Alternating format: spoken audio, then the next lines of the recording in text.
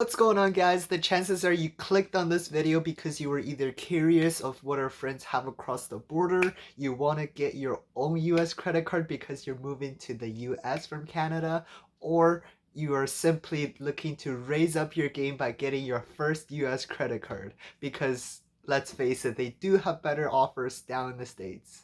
Because the credit card market is much more aggressive down there and much more competitive, so you do end up with better products for the consumers. Or maybe you're even watching this video from the States looking to get your next credit card. Either way, this video is gonna have two parts. We're gonna first talk about why you want to get a US credit card, and number two, some of the cards that you should be eyeing or I'm personally eyeing myself.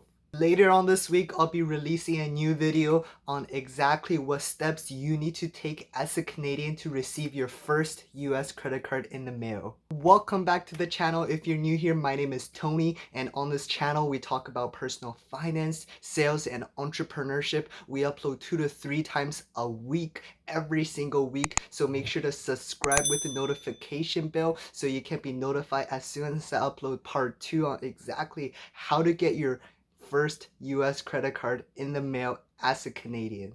Also, while you're down there, make sure to hit like to support the channel.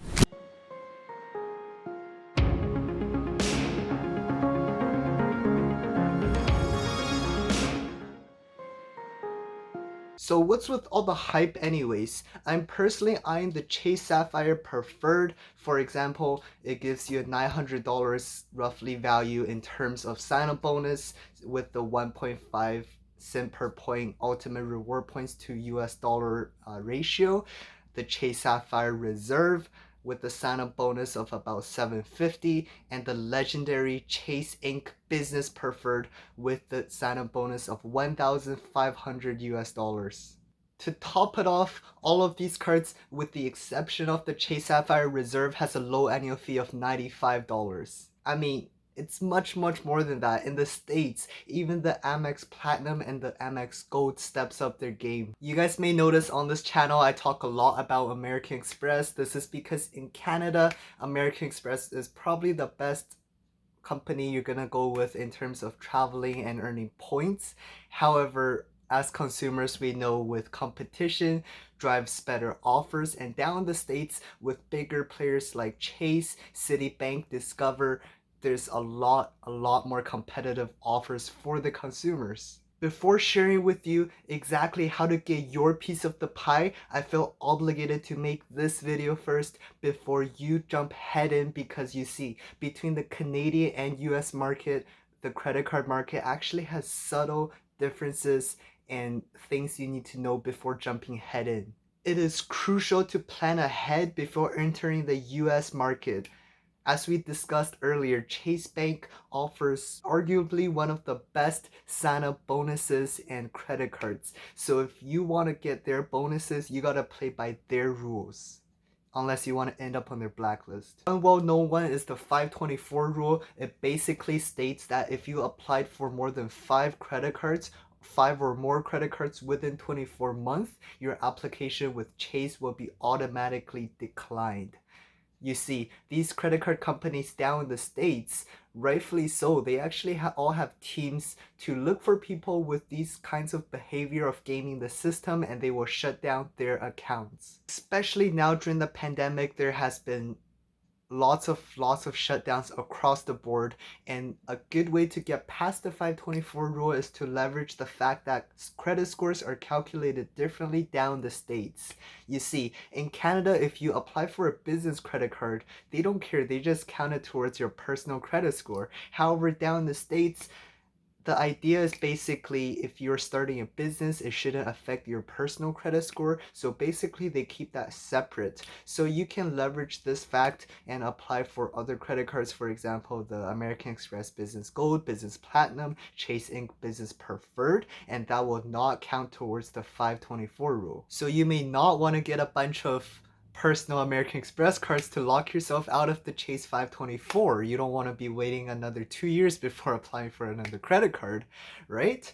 And another thing is your first credit card should be a keeper credit card. What that means is the low or no annual fee, or whatever annual fee you pay every year is lower than the value you're getting from the card, right? You're pretty much going to be keeping this card forever to build up your US credit card history, because remember, your Canadian and US credit history is separate. And if you don't know some of these cards, not to worry, I'll mention some in this video and some in the following video this week as well. So who should do this?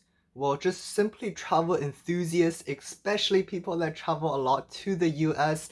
Simply having the convenience of having a US credit card and not dealing with exchange rates are big selling points, and also unlocking a whole world of rewards. Although you could just stick with the Canadian credit card market, but you're missing out on a whole new world of rewards.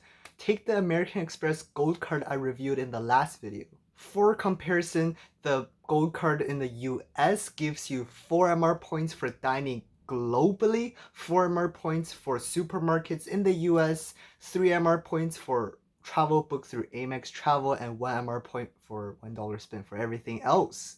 If you haven't noticed already, the dining is worldwide with a 0% foreign transaction card. On top of that, the sign-up bonus is even better at 35,000 MR points for the sign-up bonus, with the only drawback, I guess, is the $250 annual fee instead of the $150 here in the Canadian side. However, if you get value out of some of these credits, you can get up to $320 in terms of value. Remember me telling you Marriott Bonvoy is the best hotel program for Canadians?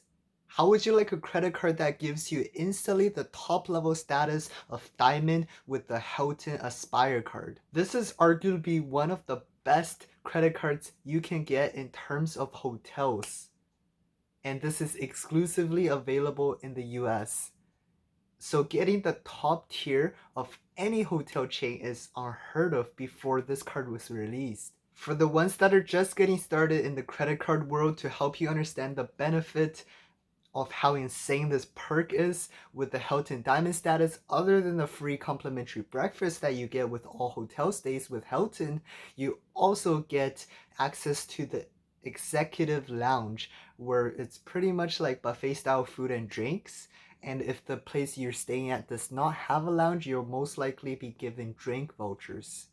And also, being the top tier status, if anyone's going to get a sweet upgrade and welcome gifts, is going to be you. Remember, this card is exclusively available in the US. So what that means is, let's say you're traveling elsewhere, you're going to be one of the rare breeds that actually holds a diamond status with Hilton, because if you are actually earning this status, you're looking at 60 nights or 30 stays with Hilton properties every single year. And remember, you can always play around with status matching to other hotels' loyalty programs. On top of that, the sign-up bonus of this card is 150,000 Hilton points, and the worth is roughly 0.5 cents per point. So that's about $750 in terms of value.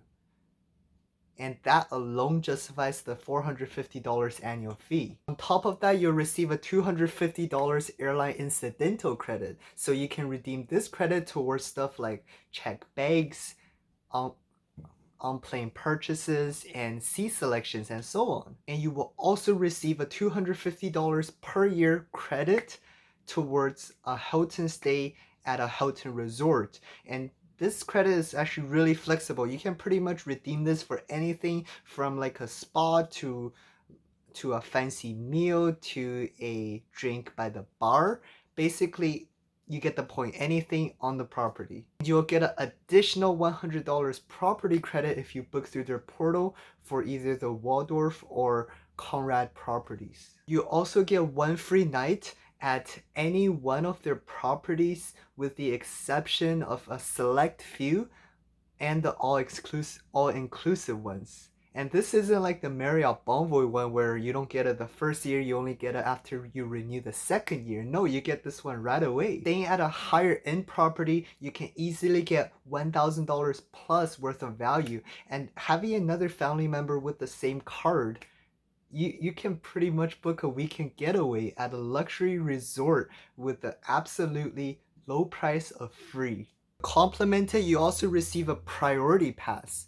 But if you are a serious point collector, you probably have many of these priority passes already. However, do note, being one of the priority pass issued by American Express in the US, all those lounges, you can bring 2 guests in instead of 1. The earning of this card truly shines at Hilton properties.